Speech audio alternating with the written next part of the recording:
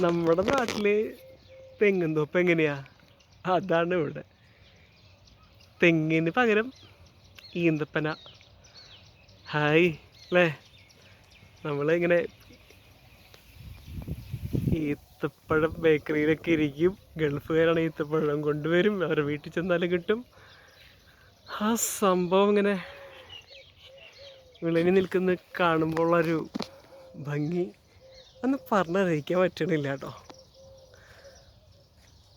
ഓരോ രാജ്യങ്ങളുടെയും തനത് വൃക്ഷങ്ങളും അവയെ പരിപാലിക്കുന്നതൊക്കെ കാണുമ്പോൾ വളരെയധികം അഭിമാനം തോന്നുന്നു.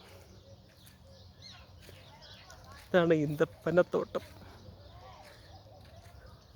എവിടെയും കൃഷി തന്നെയാണ് മുൻപന്തിയിൽ നിൽക്കുന്നത് അല്ലേ? കൃഷിയില്ലാതെ ഒരു ജീവിതം ശരിക്കും ഇല്ല. പക്ഷെ നമ്മൾ എത്രത്തോളം അത് മനസ്സിലാക്കുന്നുണ്ടോ എന്നുള്ളതാണ് മറ്റൊരു വസ്തുത.